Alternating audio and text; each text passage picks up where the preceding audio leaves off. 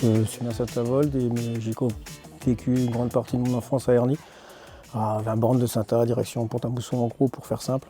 Et j'ai bossé pas mal de temps à Saint-A pour arriver après à Sarreguemines. J'ai démarré le vélo par la compétition, enfin pas trop par la compétition. En fait au départ, comme beaucoup de monde, maison, premier mariage, enfant, prise de poids, prise de conscience, il faut que je fasse du sport. J'ai fait à peu près 15 années de football.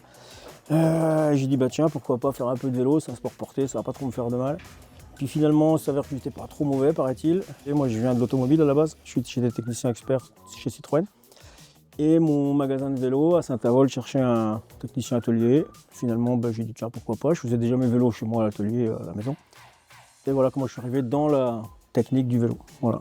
10 ans plus tard, j'ai dit tiens, pourquoi pas créer ma boîte. Alors pourquoi je suis venu à Sarre, une belle question. Déjà, c'est une ville que j'aime bien, c'est une belle ville. Je trouve qu'il fait bon vivre, ça c'était déjà quelque chose. Plus simple, on croit que c'est plus simple. Beaucoup de gens m'ont dit ouais, tu vas régler des freins, des chaînes. Les pièces sont petites, c'est miniaturisé. C'est pas forcément plus facile parce que ça casse vite. Il faut être minutieux, précis. J'aime quand ça fonctionne bien. Donc j'aime quand le client, j'aime les choses impossibles. Le client m'arrive, il va dire ouais, ça je sais pas si tu vas y arriver. Ça me plaît déjà. Moi, il faut déjà qu'il y ait un résultat. Il faut qu'il y ait quelque chose de concret. Donc je puisse aller essayer le vélo, que tout fonctionne bien, qu'il n'y ait pas de bruit, que réparer un moteur, un truc, voilà, c'est vraiment la technique pure, quoi. Après, il y a le côté belle pièce et belle mécanique. On a vraiment de la chance d'avoir des très beaux vélos. J'en ai un notamment, là, je suis en train de monter.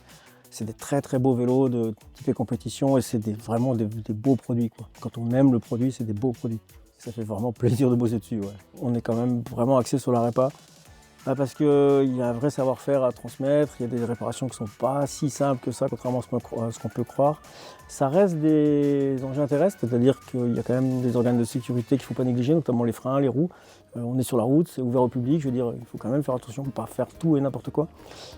Et je propose aussi de l'étude posturale, ça c'est du positionnement plus perfectionné déjà sur des vélos de route notamment, où vraiment on passe 3 heures avec le client pour vraiment mettre le vélo à sa morphologie. Et ça c'est aussi un gros plus qu'on ne trouve pas vraiment dans la région, quoi. On est deux là avec Nico, ça se passe vraiment bien, on est complémentaires.